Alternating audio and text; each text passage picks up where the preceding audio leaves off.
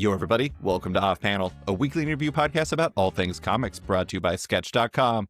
I'm your host, David Harper, and this week's guest is the cartoonist of comics like Shadow Eyes, Wet Moon, Teenage Mutant Ninja Turtles, and the upcoming Supergirl at DC Comics. It's Sophie Campbell. Thanks for coming on, Sophie. Yeah, thanks for having me. So we are recording this on Monday, April 21st. How's the day been for you? Especially now that you've seen a life-size model of Mohawk from Gremlins. Yeah, it's been good. I just got off a writer summit. Ooh.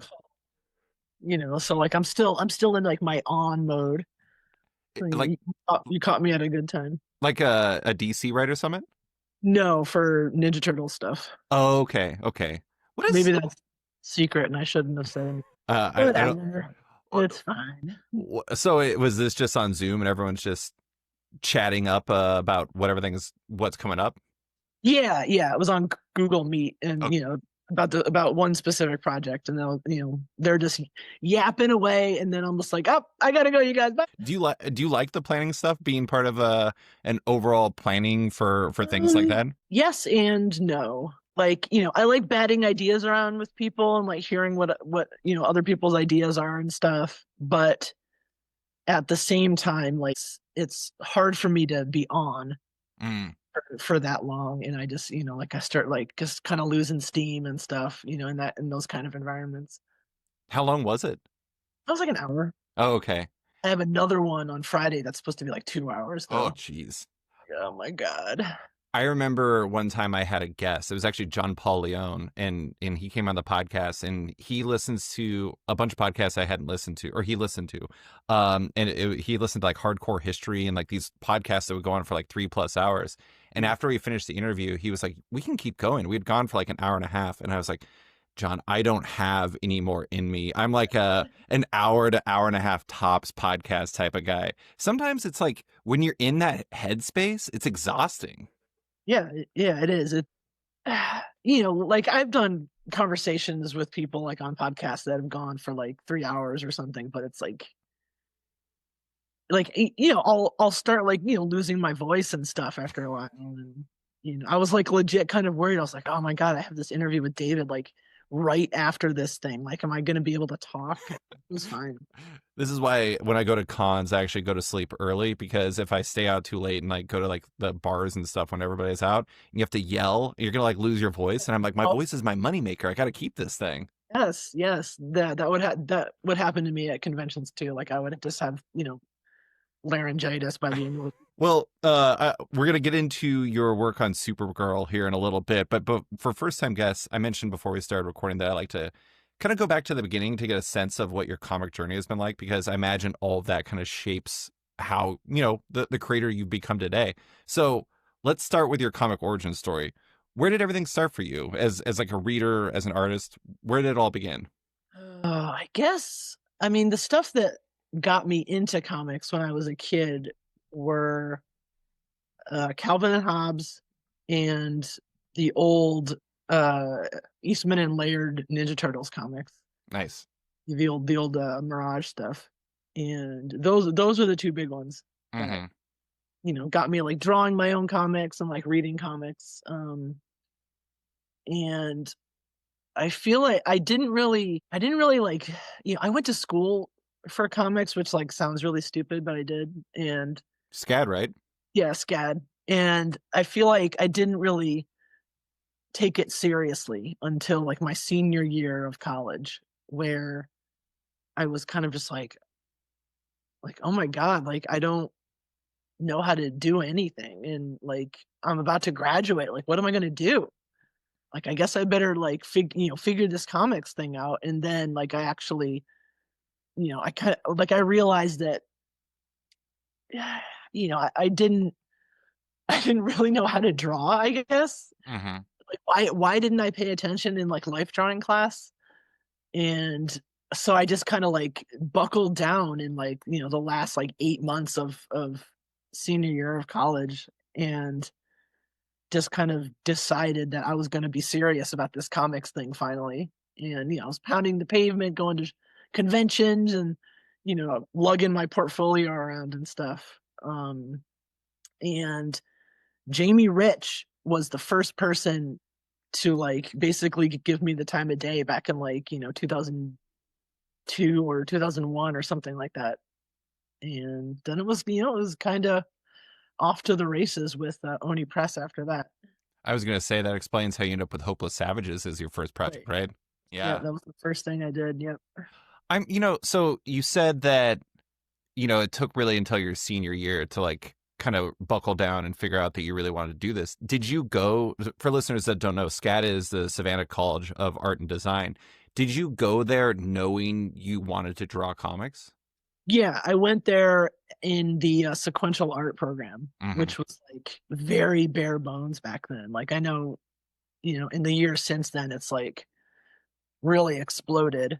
But like at the time, it was just, you know, kind of still getting going and, just very not, I don't know, not bad. I don't, I have complicated feelings about like art school in general.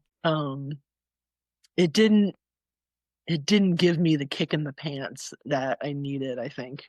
It Hmm. was only when, the looming specter of graduation was like hanging over me where I was just like, oh my God, kind of scared straight, like I'm gonna be in the real world and I don't know how to do anything. That was like your life equivalent of a deadline. It's like, oh, I got to cram now. Got to get Yeah, in there. I got the deadline.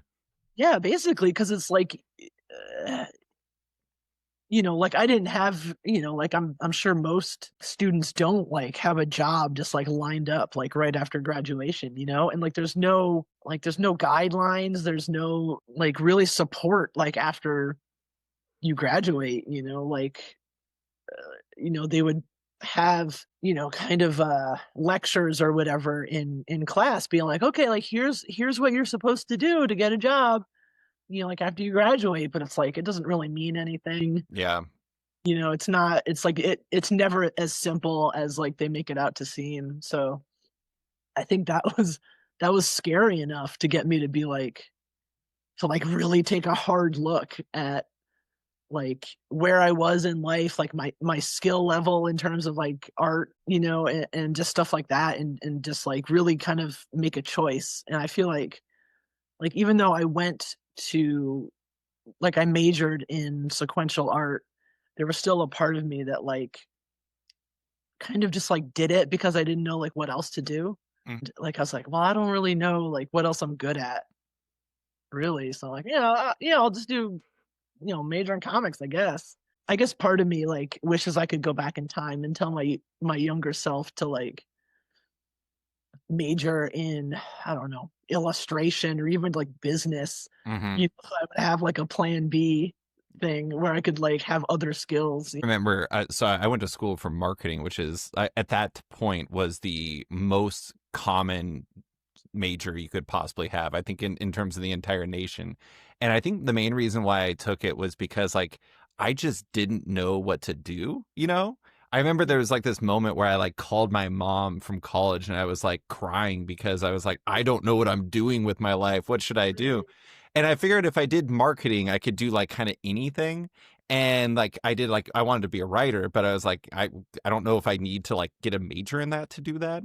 And I don't know. I think it's kind of like a rite of passage to go through college and have this like existential crisis where you're like, I don't really know what I want. But I'm curious, like, so you went knowing you wanted to draw comics. You were reading Calvin and Hobbes. I mean, early on, the Calvin and Hobbes and the Mirage TMNT were like two of the big draws for you. Were you drawing your own comics ever before you even made it to SCAD? Yeah, just like little strips and stuff, kind of like, Calvin and Hobbes, like comic strips, Sunday funnies kind of stuff. Hmm. Nothing really substantial beyond Hmm. that. Not that Calvin and Hobbes is not substantial, but you know what I mean. Yeah, yeah. You weren't making any magnum opuses. It was more like trying to do your own like gag strips to the things that Right. you loved already. Yeah, and since I had like no like concept of like, comedic timing or like jokes or anything, like I just it was just kind of just nonsense, not like nonsense comics. I don't know if that's changed. I will say you actually do have comedic timing, at least in your comics. Maybe that's a skill you've developed over the years, but Yeah, you thank you you. got it now. Yeah, I think like as a child, it's like you don't like. I'm sure, like maybe there's I don't know some child out there who's just like hilarious. Maybe I don't know, but like at least me, it's like a lot of those Calvin and Hobbes strips. Like I love the art and stuff, but I didn't fully appreciate like the jokes or like the gags or like why a strip is like 4 panels, for example, you Hmm. know, and stuff like that. So I think at the time, like I would just be like, okay, well, it ends here, and Calvin says this thing, so I guess it must be funny because that's the end. And I would just kind of like copy it without like understanding the joke. Um, yeah, and that's kind of like what I was doing at the time. I mean, I think that's the one of the amazing things about.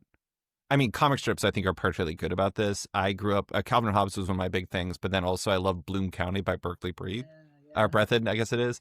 And I like I loved it because it was about this like penguin guy and this crazy cat, build a cat, and all this stuff like that. And then like I remember looking through it like 20 years later, and I was like, how. I cannot believe I was reading this. This is like I know. about like weird political stuff in the 80s. There's no way I understood like half of it. And I think that that's kind of the amazing thing about all, I think this is true of everything, but in comics in particular, I kind of feel like there's a part of me that appreciated comics for like, does this comic have Transformers in it? Yes, then I love it. When I was a kid, but now I can read certain things and I appreciate in a completely different way than I did then.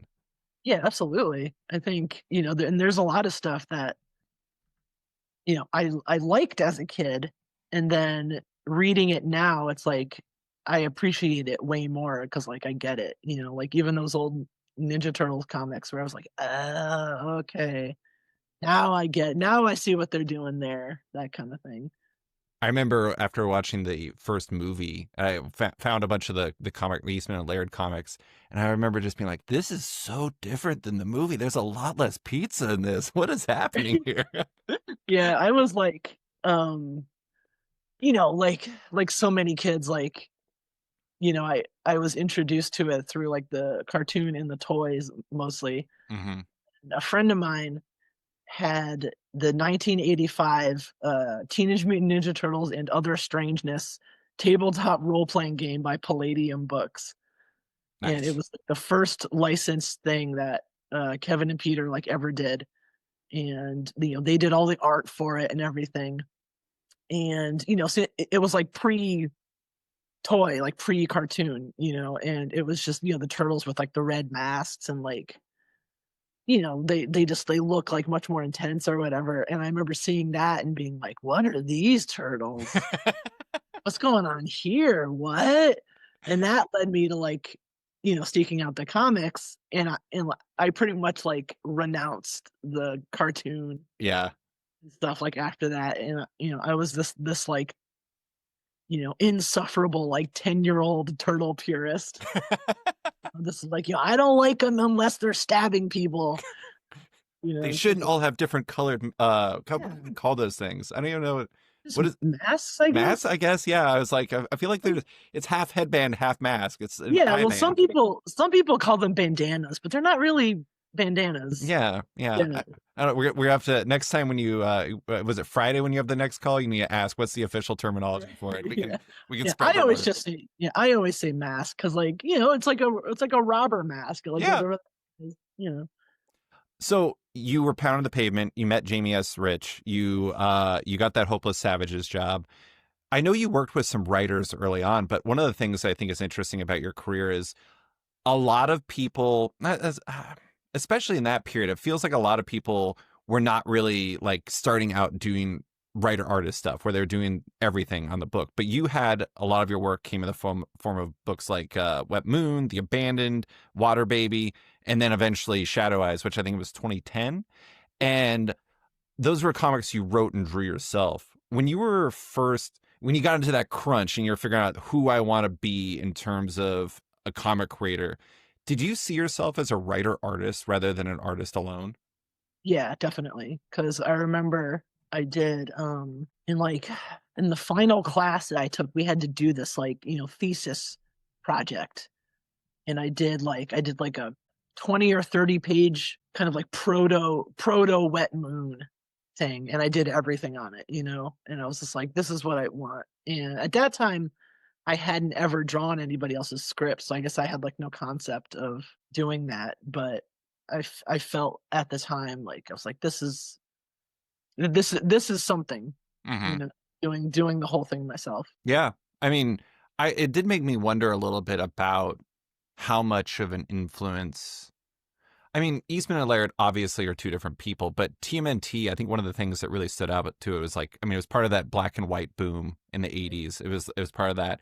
But also it was such a singular work that kind of felt like it almost, I think Kieran Gillen would call it the faux cartoonist. It kind of felt like it came from one person. And then, I mean, obviously Calvin and Hobbes, Bill Watterson, it's like no one could, if somebody tried to do Calvin and Hobbes, I think the world would revolt because it's just like, you can't, Right. it has to be Bill Watterson. Do you think that part of the reason why you felt like, I don't know, obviously you want to tell your own stories, but it seemed like a lot of the stuff you connected with was really original, almost kind of pure creator driven stuff from the start. Yeah. Like another big one was like along those same lines was like the original Crow book by James O'Barr. Oh yeah. And like there was just something about that kind of like, I hesitate to say like, auteur or something, because like you said, like Kevin and Peter are two different people, and like they had other, creators kind of like work with them, like Jim Lawson and Dan Berger and stuff. But like I think maybe like the key element is more that it feels like nobody is telling them what to do, Yeah. I could see you that. know? Like whether it's like one person or like, two people or whatever, like Calvin Hobbes, The Crow, those early Turtles books, it's like it feels, I don't know, there's like a purity to it, like for lack of a better term. That Uh, the James O'Barr stuff for The Crow, I do this column with creators where I'll interview them about the comics that made them, like the early ones that really inspired them. And Cliff Chang picked the Crow, and that stuff is so raw. It is so like, yeah, it is like so unfiltered, and like no one else could have done that, and like certainly no one would tell someone to do something like that. And like I could see why that, like it's almost less about like the idea of roles and it's more about like the purity of intent and spirit.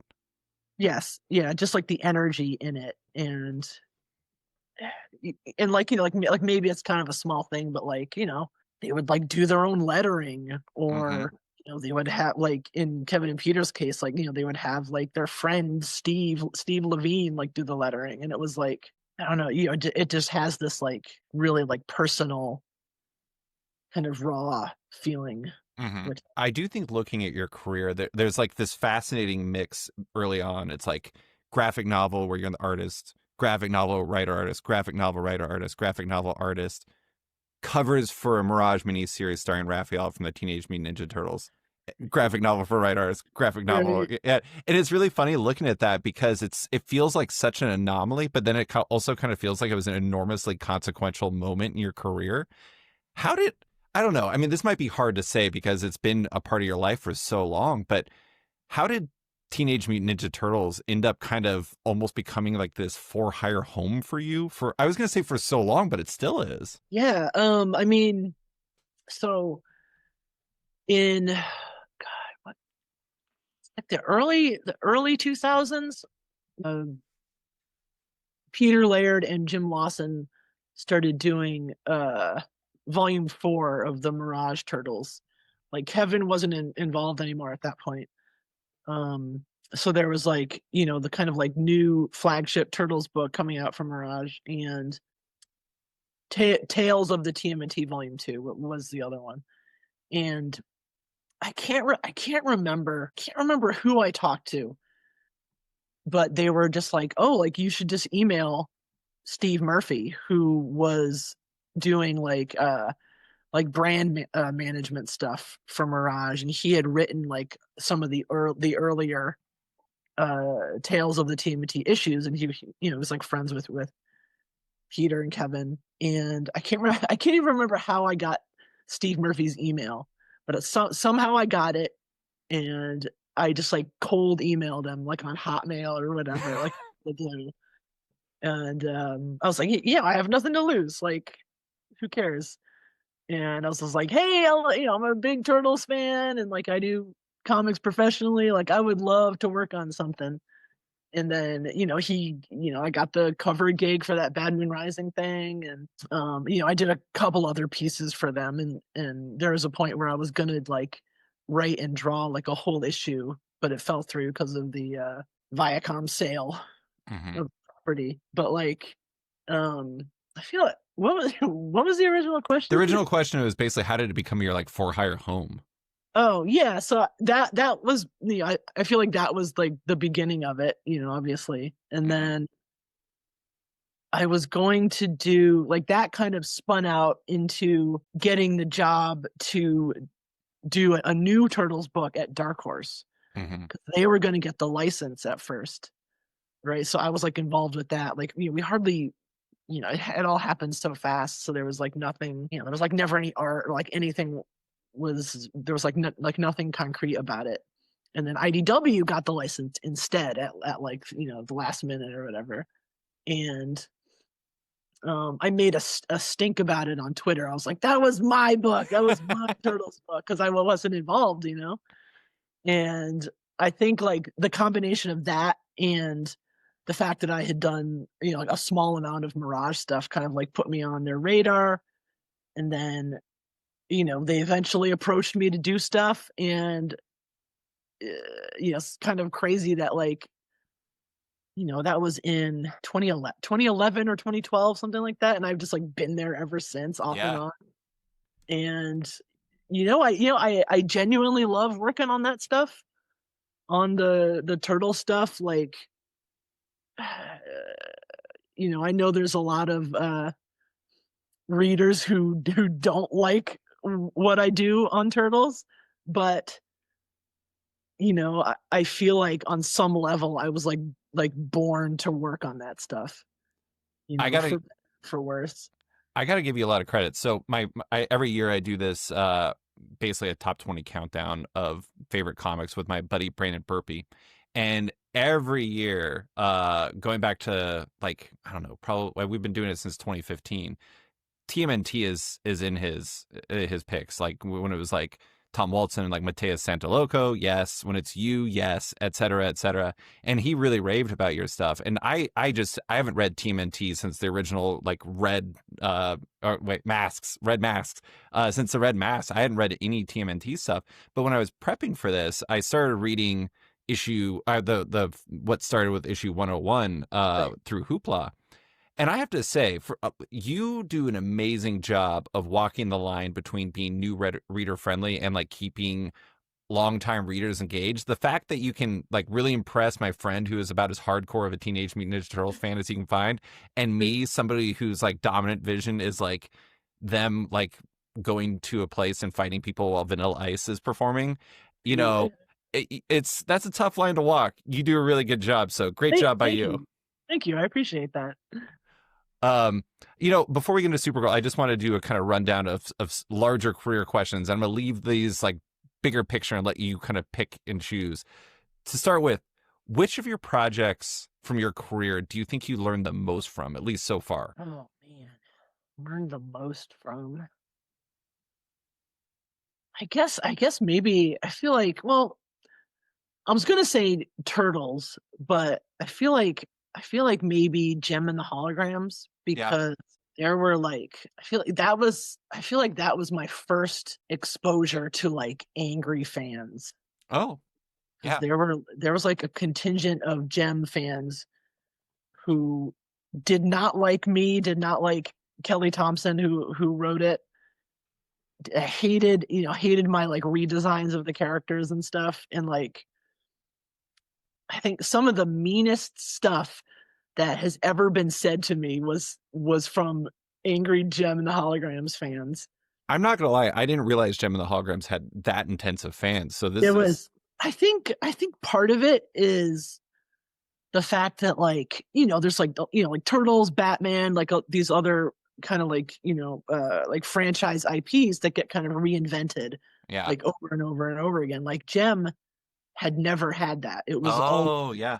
just the cartoon, just the dolls. Like we even beat the live action movie by like however many months, you know. And so like the comic, that was like the first experience that like these Gem fans who had, you know, who had been waiting for Gem to come back since for decades, right? And then this comic comes out and they're like, "Well, what is this bullshit?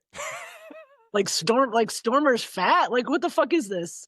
You know, it's like yeah, it wasn't the characters that they had been waiting for to come back to return or whatever, you know. And I feel like with not that Turtles fans or you know Marvel fans or whoever, like not that they don't like also get upset when like a new thing comes out, you know, like you know every new Turtles movie that comes out, like there's somebody who's just like, what the fuck is this? Yeah. It's ruined, you know, it's ruined the Turtles forever.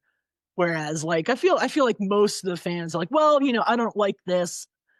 Well, we'll kind of just have to wait for like another 5 years, and there's going to be another version coming out, right? With like a new look, a new design, and so forth. And you know, maybe the Gem fans they just didn't they weren't used to that. Well, And they probably didn't expect another one to be coming in 5 years. They're like, this is our one shot. yeah, right, exactly, yeah, like that too. Like this is it. This is all we get, and it's this stupid cartoony garbage. What did And what did you learn from that? Was it just about like kind of managing fans, or was it about like how you need to approach things when you know people are going to respond? What was the big thing you learned there? I think just like not internalizing the stuff that they were saying to me. And it's like, you know, it's not like really about me personally, like Yeah. as a person. And it's fine if somebody doesn't like what I'm doing. And you know, you can't win them all. And I just had to, I guess follow my heart, you know, for like at the risk of being cheesy.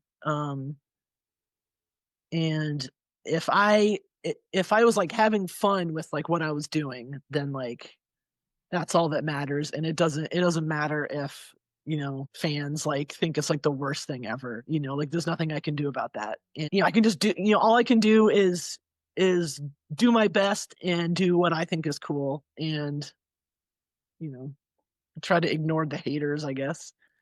I kind of feel like, especially when it comes to like the different properties and everything like that, I feel like some of the least successful stuff is the stuff that aims for what they think people want already. And I mean, the interesting thing is like I was going to ask you which project do you think like changed how you're reviewed in comics the most? And I kind of feel like just as an outsider, I feel like that Gem book established. I feel like it changed how people viewed you, Kelly for sure, and then like Jen Bartel kind of came up with that Yeah. too. And that was like a really consequential book in a lot of ways that I don't think many people would have been like, this Gem of the Holograms book is going to be this really big moment for like the next 10 years in comics. And it kind of was. Yeah, I think so. Yeah, like Jen, she like really popped off after that. Yeah. I mean, so did Kelly.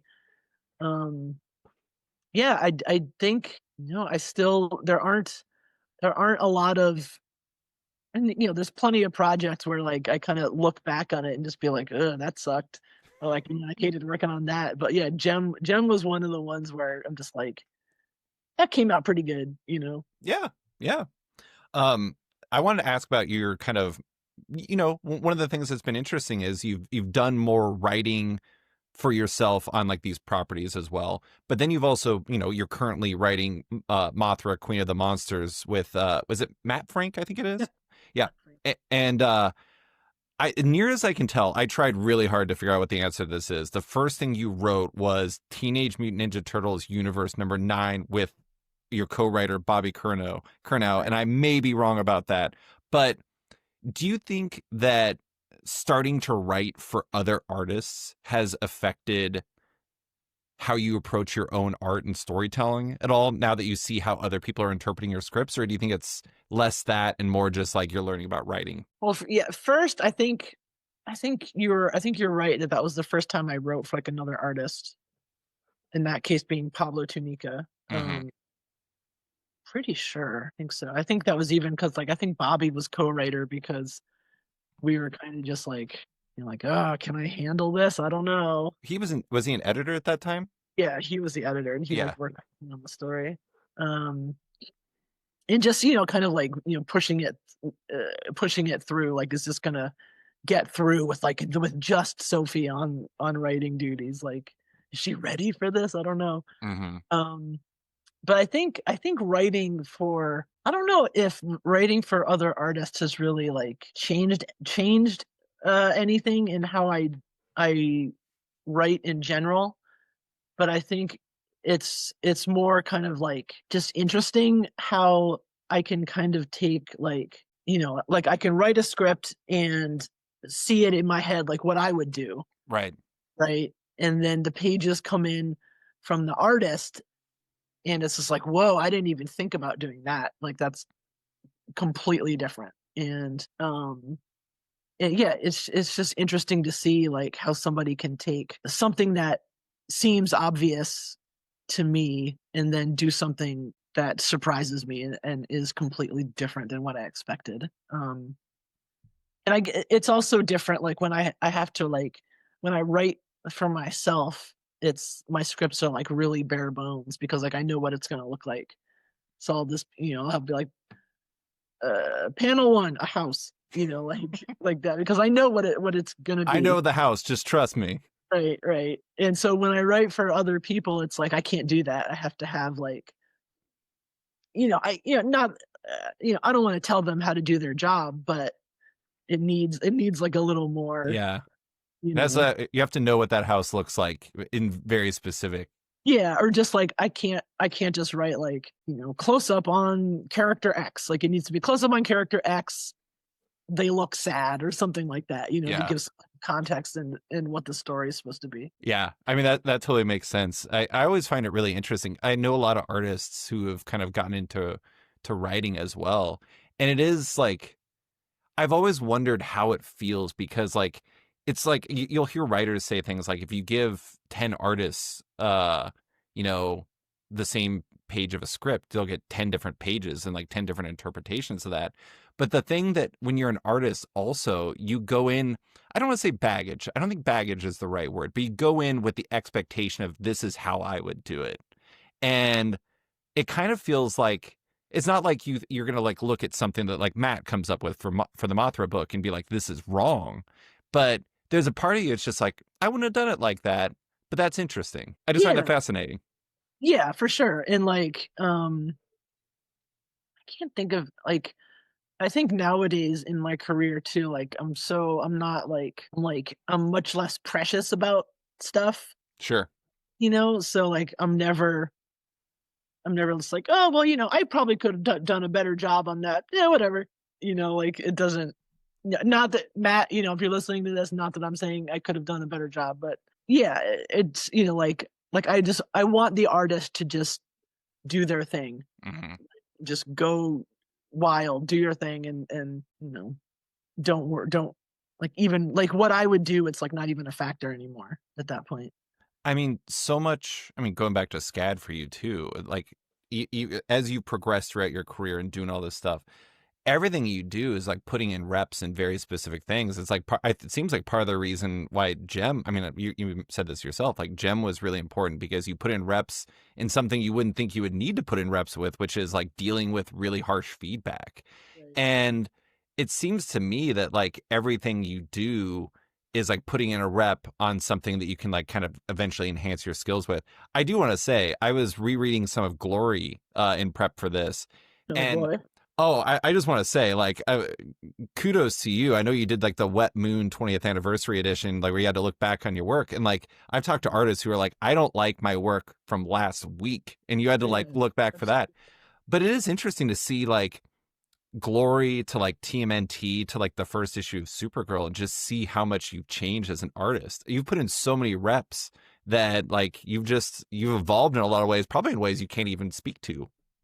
Yeah, I mean, I think even just doing like my own stuff and like doing those earlier Wet Moon books, like every every volume, like something would change, like my art would change in some way, or I would like change my mind, like, ah, I'm gonna draw it this way, or like look back, or like something I don't realize is changing in the moment, but then I'll look back on it and be like, whoa, like my art like really changed over the course of this book, or however, or like this year or whatever. And I think like, wait, what what was the question? We were just talking about, sorry, we were just talking about how your art has evolved, and Yeah. it wasn't really even a question. It was just a comment that you were kind of working off of.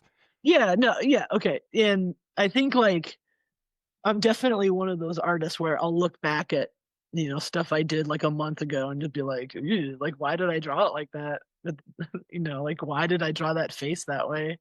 Um, but I think that's good. Like I don't want it to always be the same, you know? Yeah. Mm. And I think like I don't know, sometimes I feel like I'm like plateauing a little bit, where I'm like the changes don't seem as pronounced as they once were. But maybe that's normal, like a lot of those like big changes were happening when I was like, in my 20s and stuff, where it's like you're kind of, figuring out, who you are, like what kind of work you want to do. And like Right. there's definitely artists who kind of seem to, spring forth like fully formed somehow, and like they're just like incredible, like incredible, and like just like, yeah, like fully formed or whatever, like right off the bat. Hmm. And I definitely wasn't. I'm not like one of those artists, like even though I sometimes wish I was. I think sometimes the improvement too is like almost imperceptible to like readers. It's just like Yeah, very just small things. Um, let's talk about Supergirl now. I do want to ask one thing about the art in specific. I'm going to give a spiel on the solicit here in a second, but one of the things I think is interesting, I don't know, like this might just be because the way Tamra Bonvillain is coloring you, but it kind of feels like your art style on this is like a little cleaner than it was in the past, like a little, like it feels like a little tighter than you were before. Do you feel like, I mean, you're going to draw TMNT differently than you're going to draw Shadow Eyes, and you're going to draw Shadow Eyes way differently than you're going to draw Supergirl. Is sometimes like the changes in your art less about you and more about the project?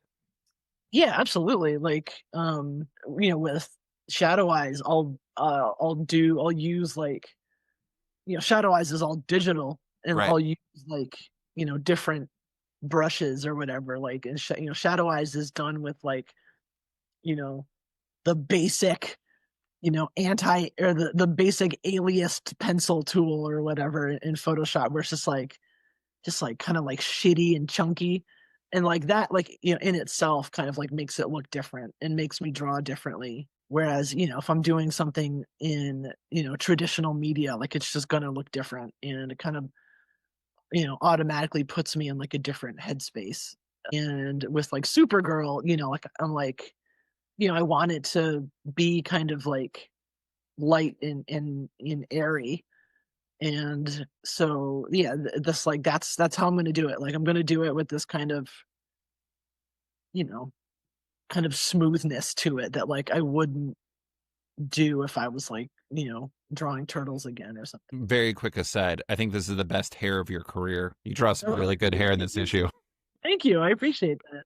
That Uh, means a lot. are you drawing this traditionally? No, this is digital. Okay. All right.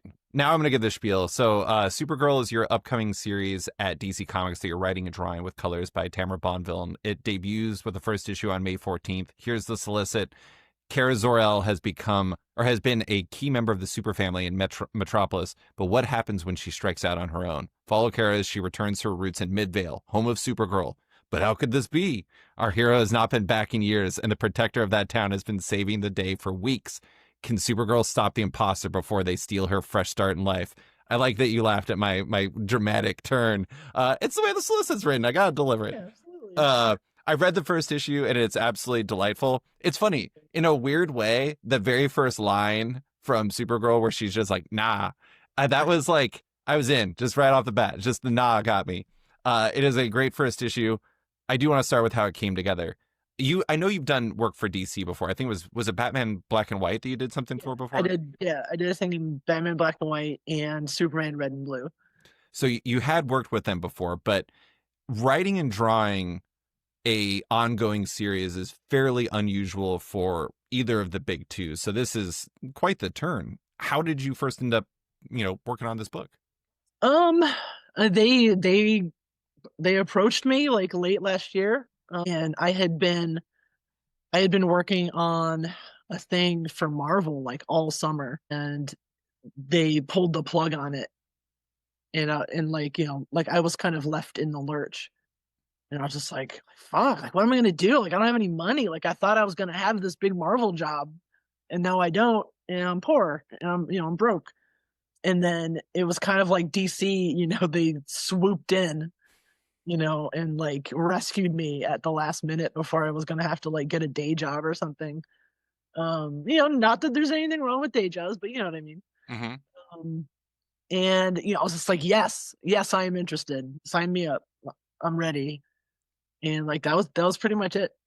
Did you have any personal affinity for the character going in? I'd read some of the old stuff, mostly like old Superman comics, and I was a big fan of the CW show. Yeah. That was I do think one of the things that's really interesting of it, I don't really have a lot of Supergirl background to it, to myself either, but I think the thing that's interesting is like reading it.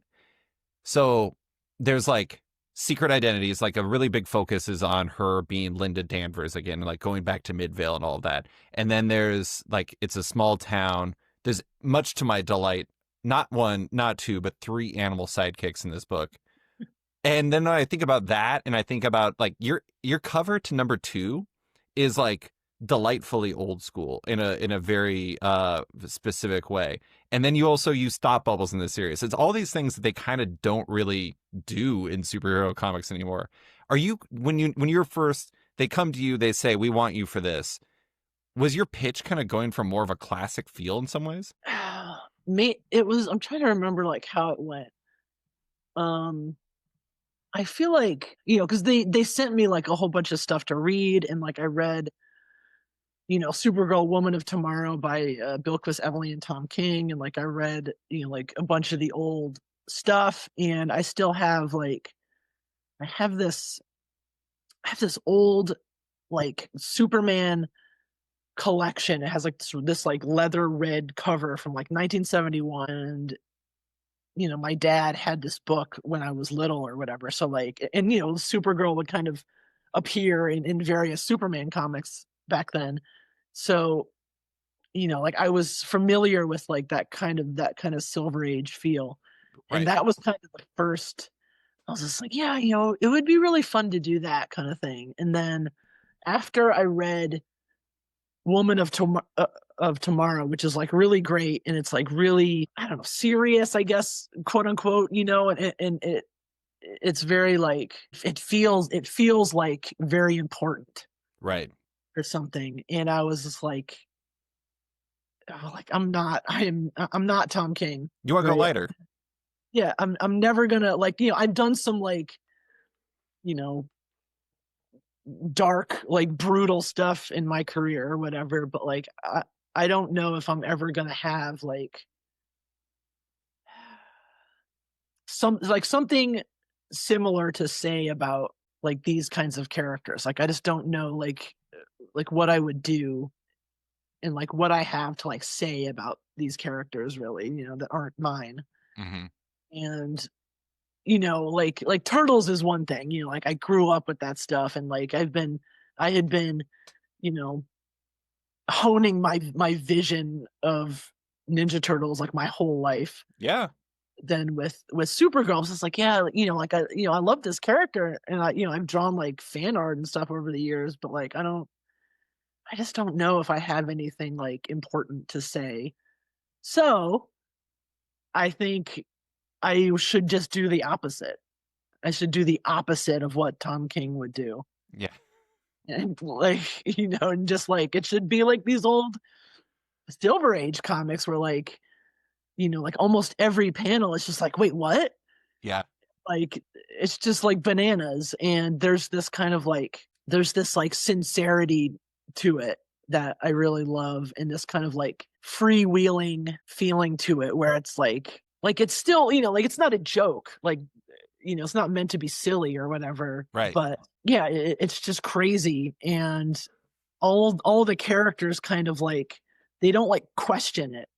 And it's just, yeah, I'm having like a hard time like even explaining like those old comics. Oh no, I totally know what you're saying. I think one of the other things it does that's kind of like those old comics too is it's kind of a dense comic. There's a lot to it. I mean, it like starts with I don't want to spoil it, but starts with like a big bad, there's a villain in the beginning and settling that out. There's some Candor action. There's like sorting out like there's like I said multiple animal sidekicks, including I have to say, of all the things you drew in the book, your streaky drawing with wrapped around Candor is like maybe the best drawing in the entire issue. But there's just like a lot that happens in it, and it actually, this is an odd word to describe a comic with.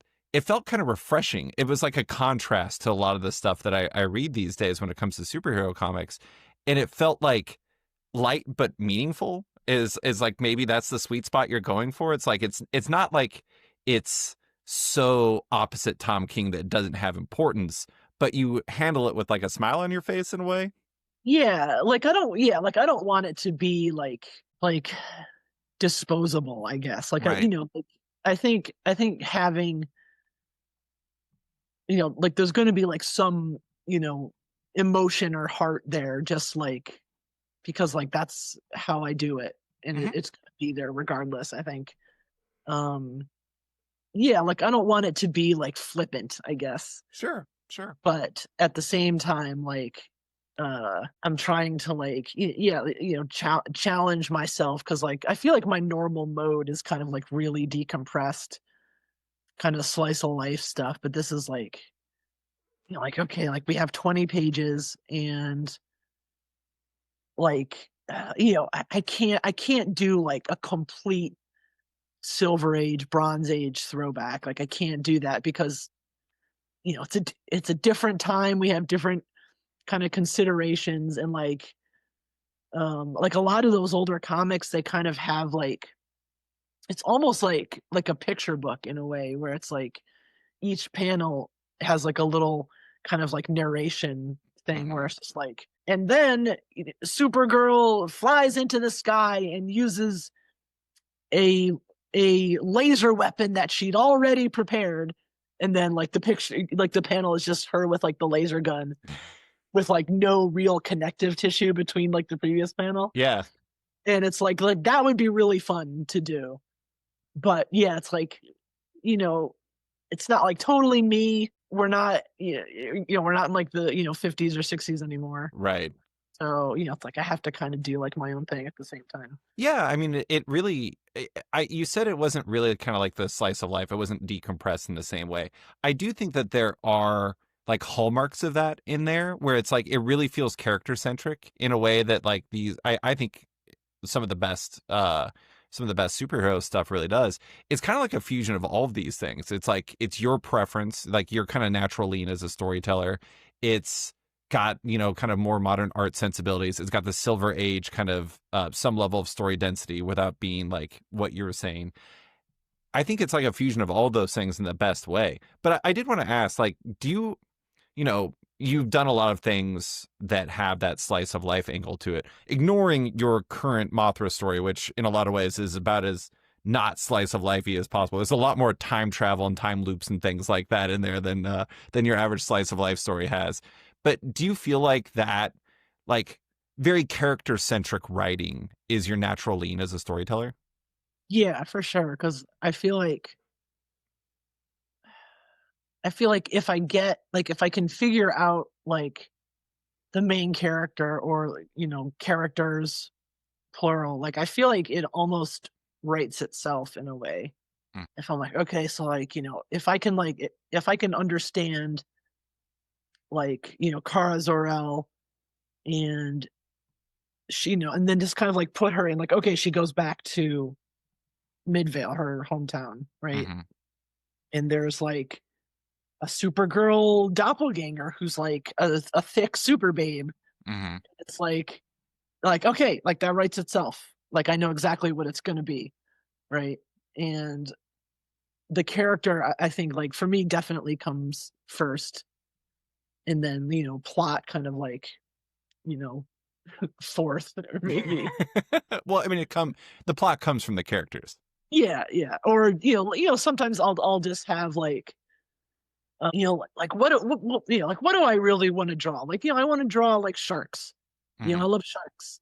So like that's like as deep as like my plot writing will get. And then I'll be like, okay, so I'll figure out how to get the sharks, or how to get Supergirl like with the sharks. I'll figure that out later, kind of approach. That's amazing. I mean, I feel like if you like what you're drawing and what you're writing, other readers are going to like it more. And so if it takes sharks, if it takes animal sidekicks, if it takes all that, I have to admit, the only problem with the imposter storyline is their animal sidekick is so adorable that I'm actually kind of rooting for the imposter at this point. I So know, right? it's a real Yeah, and problem. that was like that was a no-brainer. I was just like, well, she has to have her own super pet, Yeah, right? Candy the super rabbit. yeah.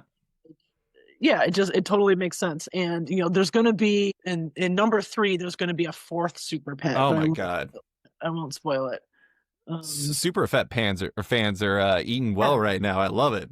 like part of it too is I just like I get like distracted like really easily, and I get like, I don't want to say bored, but like if I'm gonna be drawing like a long form book, like I can't, like, it has to have something that changes in every issue, or I'm gonna lose steam on it. Yeah, Which was really great with Gem, because in every issue they would have different outfits and different hair. yeah, Like, that's enough. So like, like I would finish an issue and then just be like, oh God, I'm exhausted. Oh, but in issue number 3, I get to draw the character with this haircut or this hairstyle, like this outfit I just came up with. And then that gets me more excited. And with Supergirl, like, it's kind of like that, where I'm just like, okay, oh, but the next issue I get to come up with this new super pet, or the next issue she's going to be wearing this costume, that kind of thing. Like, yeah. oh, this villain's going to show up for one issue, I mean, like that's enough to like keep me from losing steam. this reminds me of a quote I came across from you from a previous interview you did, and I think you were talking about Wet Moon, and somehow you got on the subject of talking about how you like drawing garbage, and Yes. like, well, but I mean, the funny thing is like that drawing garbage, like details to like a room or environment, which I want to say, like, I kind of feel like you touch on with Kara's room, where you go into the room, there's stuff everywhere, and but then also like the drawing all the costumes and everything like that. It seems like a lot of times it's like you kind of crave change as a storyteller, and maybe it's part like fighting boredom, but maybe it's like that's how you find your joy in the work, is just like the constant change.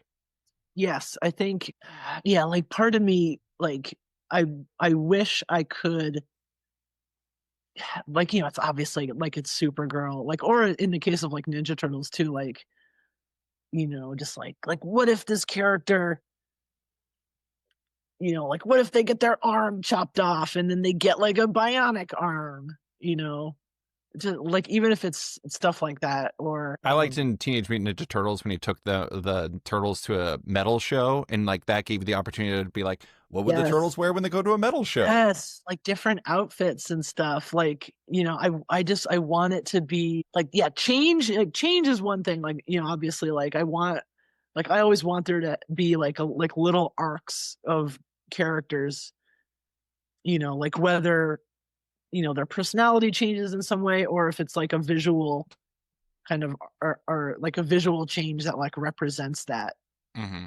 that change. Um, with like Supergirl, like, I wish I could just be like, what if Kara gets into like death metal, and then like that's what she's really into for a bit, and like that she starts like dressing like that, like she's into metal now. Uh-huh.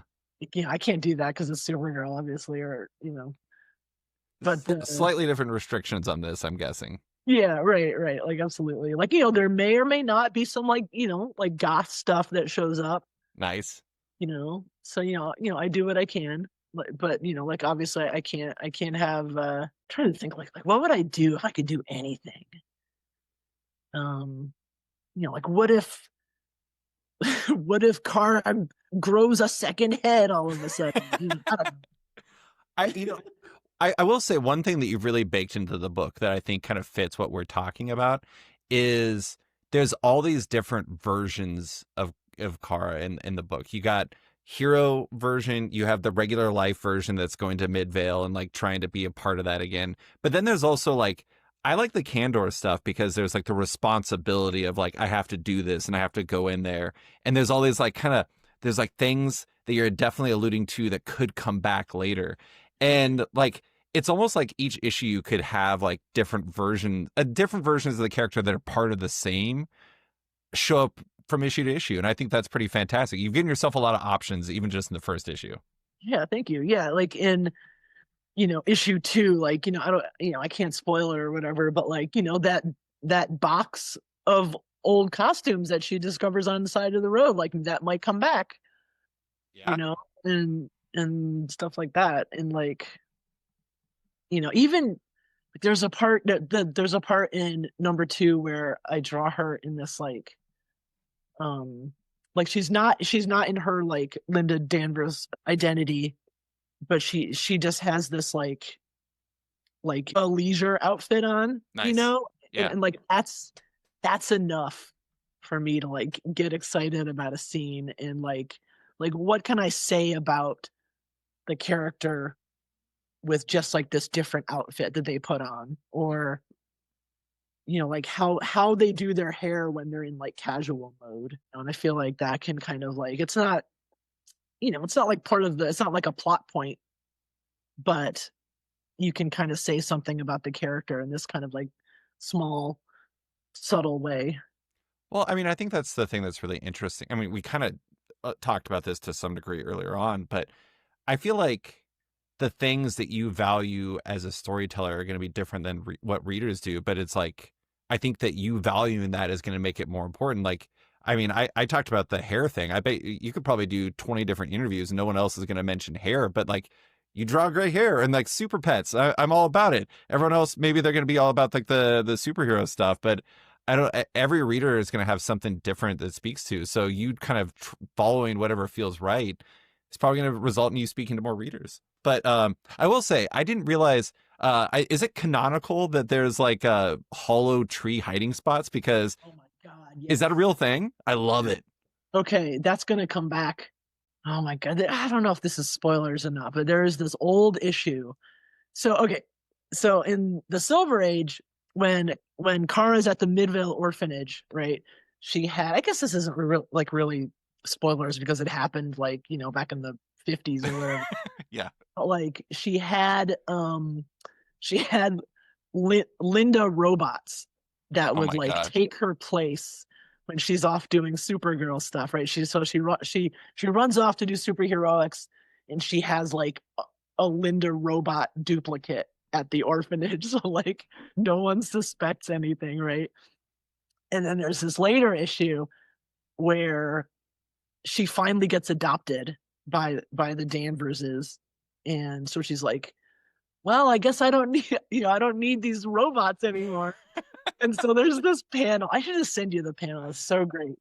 So like she's like turning around, she's like waving to this robot who's like going into this hollow tree with this like door that opens. Oh my And God. she's like sorry, Linda robot, but I don't need you anymore. And the robot is just like, that's okay. I'll wait here in this hollow tree until you need me again.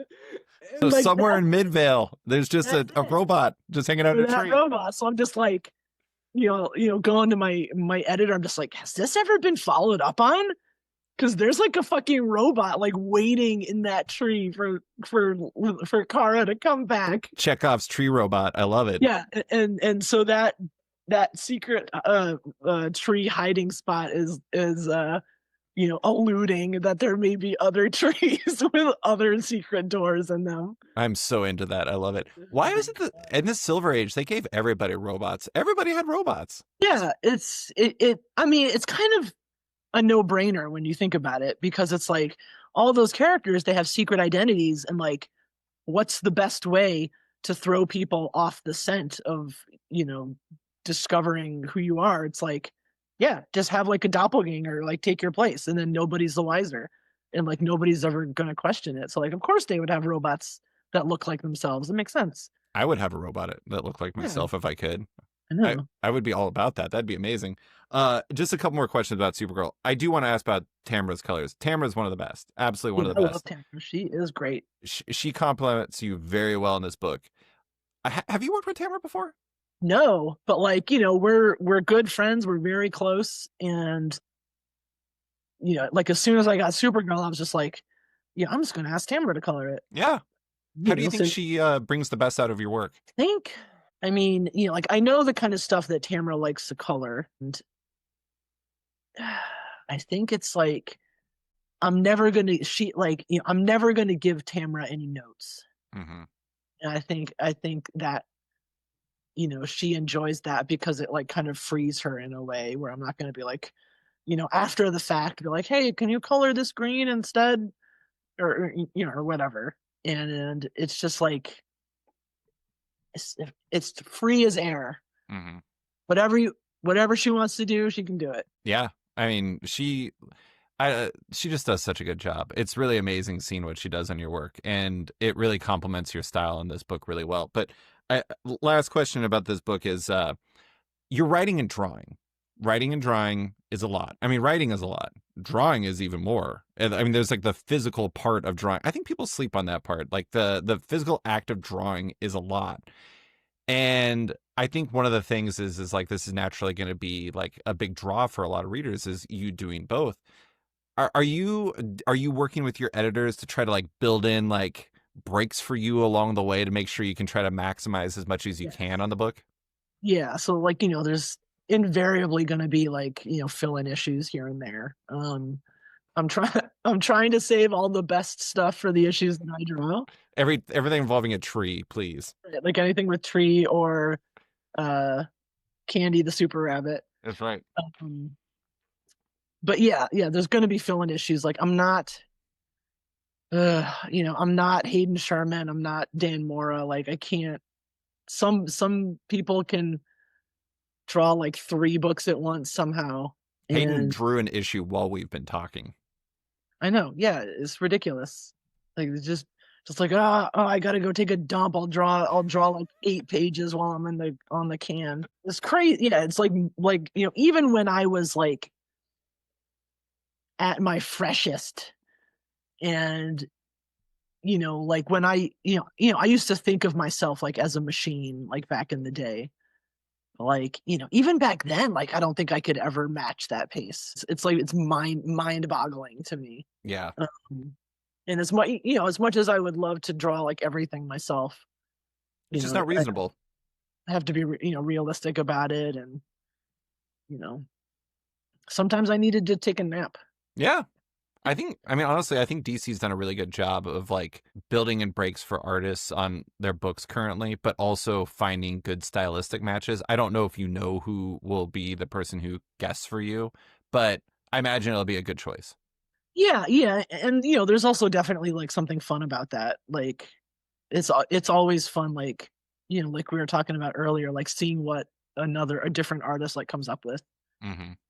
you know, Yeah. or just like you know, I love you know, this is going back to Matt on Mothra, you know, it's like you know, I love like being surprised, you know, like getting the pages like in the email or whatever, and just be like, oh, that's like 10 times better than what I was thinking. Did You know, you wait? So, I do want to very briefly talk about you're doing Mothra, Queen of the Monsters with Matt Frank, and you actually got to create a new kaiju with this, which I think is oh absolutely yeah, fantastic. Antra, which is oh yeah, an intro. ant.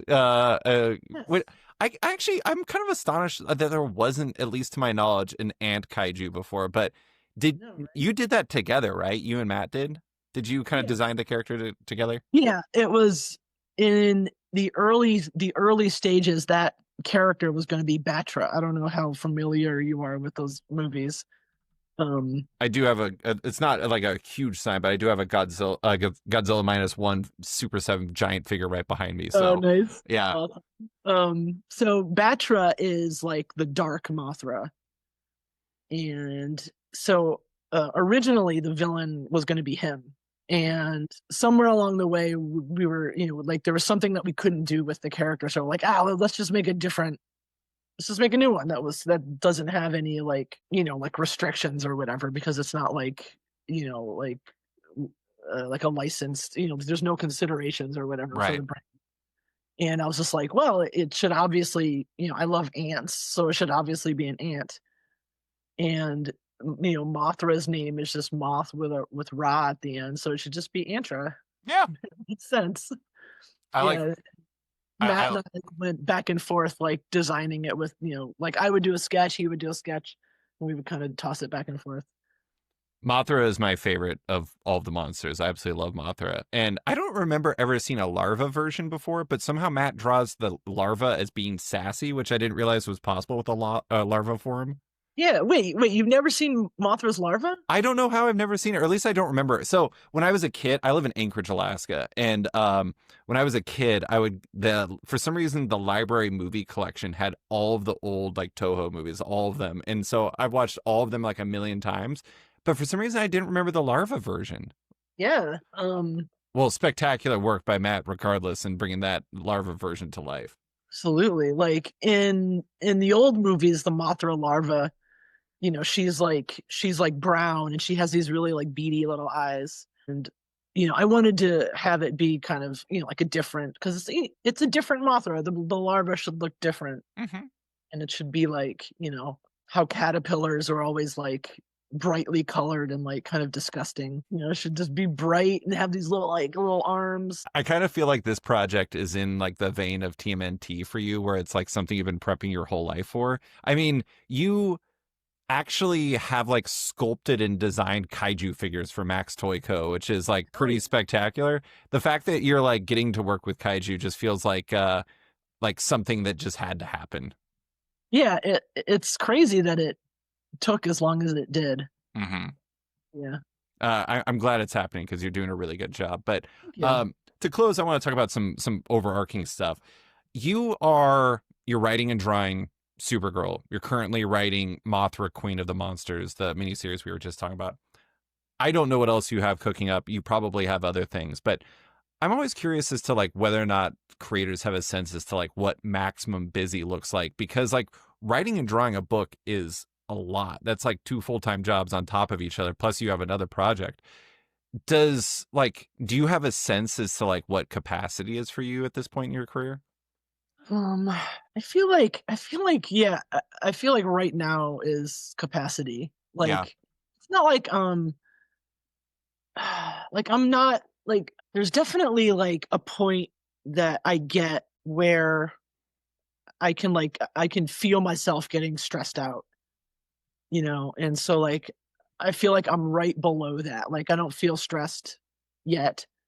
And like, maybe as I, you know, inevitably steadily fall behind on Supergirl deadlines, like I'll start getting stressed out. But for the most part right now, like I feel pretty, like I'm not like ready to keel over and die yet. So I think that's pretty good. Like I think the capacity thing is mostly like a mental thing. Like if I'm thinking about too many things, Mm-hmm. like if I let myself start thinking about how like I still haven't finished Shadow Eyes or whatever, or my next like kaiju mini comic for like the next Max toy figure, like then I start kind of like going crazy and being like, I just get like spread too thin and like I don't have the bandwidth for like anything, and I end up just like sitting here doing nothing. But like if I'm just focusing on like one thing at a time, then I feel like I can keep myself like below that like busyness capacity. Yeah. I mean, that's like the tough thing. I find, so I have like a day job and then I also have my comics work where I have the Yeah. podcast and I have a site and everything like that. And sometimes when I feel like I'm thinking about the things I have to do for my day job and the stuff I have to do with my comic work. Instead of doing any of it, I just do none of it. And it's like the worst. Absolutely. And it's just like, I don't know. Sometimes it's like thinking in totality is almost like harmful to your brain. Yes, yeah, like, absolutely. If I just it's like there's this old Simpsons episode where Mr. Burns, like, goes to the doctor, and the doctor says something like, "Mr. Burns, like, you have every disease in your body, but since there's so many of them," and they have this little graphic of, like, a door or something, and I think and I've all seen the this. Yeah. germs like, all the germs trying to get through the door, but since they're all trying to get through at once, like, none of them can get through. And, like, that's what I always think about where I'm just like, when I get to that point where, like, I just have, like, too much shit going on and none of it gets done because there's too many, like, unrelated, disparate tasks that have to get done. None of it And can get through the door. yeah, nothing can get through the door, and I end up just watching Star Trek on the couch instead of, like, doing the work that I'm supposed to be doing. Hey, sometimes you just gotta take that's the thing too, is like I was talking to somebody who works in comics earlier, and they were telling me I don't harass people about how much sleep they get, but there's when there are people who message me at like 5 in the morning, I'm like, you should get to sleep. This person was like, I've been sleeping 7 hours, and I was like, I am so happy for you. Sometimes you just gotta sleep, you just gotta watch Star Trek, you just gotta do whatever. Editors, please don't listen to me saying that, but it's still important. It's like you just got to find a balance between all of it, and like sometimes that line can be difficult to walk. It's like your sweet spot is like you want to be maximum busy, but you don't want to get to that stressed point, it seems. Yes, yes, and, I've been working in this business for, over 20 years, and I feel like I'm still trying to find, like, that work-life Yeah. balance. It's always a struggle.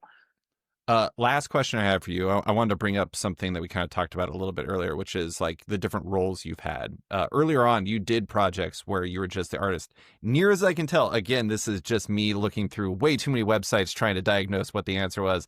The last comic you only did art for was either TMNT, Bebop and Rocksteady Destroy Everything #5, or Gem and the Holograms #16. I could be mistaken about that. Either way, it seems like it's been a bit since you've only drawn something. At this point in your career, I know your preference is to write and draw your own stuff. Is your preference to just write and draw your own work, or write, but only drawing a project is kind of a no-go? It would take there is actually one thing that I was almost I mean, I couldn't have done it based on the schedule, but I really Gremlins. wanted to work with Matt Bors on Toxic Avenger. Oh, yeah. Yeah. Like, like that was like kind of like a bucket list comic where I was just like, yeah, I'm not writing it, but like, I love Matt and I'm willing to do that. And I think I would work with Kelly Thompson again. You know, I think we make a pretty good team. And like, we've batted no, I did that fill-in issue of Birds of Prey with Kelly Oh like yeah, last you year. did. Oh, It, I read yeah, that. I completely forgot. The one where they it were going wasn't into the different yeah, yeah, yeah. cartoon world. Yeah, it wasn't the whole issue, but it was like 12 It had like some the framing device around it. right, right. Yeah. So I think that was the last thing I did with another writer. I can't believe I totally spaced that. It was Well, I actually, even I spaced on it too. um, Yeah, it was fun. but I mean it seems like it really kind of comes down to it would need to be a really special opportunity for you want to go back in that direction. Yeah, like it would either have to be something really special or if I'm broke Right. and I I don't have a choice. I mean, that's the funny thing is like I always like to ask people like how they come up with what projects they want to do. And like really when it gets down to it, sometimes it's just like you got to pay the bills. Yeah, absolutely. And Um, like, that's gonna, if you get a, oh, maybe that actually going back, I asked you if like the only things you'd worked on for DC. I completely spaced the Birds of Prey book, but I mean, like when those opportunities come up, it's like sometimes you just need that project that you would enjoy because you were working with Kelly, but also it helps do the important things you need in life to be a person who functions and lives in the world. right. Yeah, definitely. As kind of like, you know, romantic the idea is of just like, being an artist and like doing what inspires you, da da da, like that kind of thing. It's like, yeah, like a lot of the stuff, I do like if I didn't need to pay the bill, or if I was just rich or whatever, like, I don't think I would do comics at all. Like I think I would just disappear. Like you'd never hear from me again. Like I would just be, in my house making my kaiju figures, Yeah. and that's it.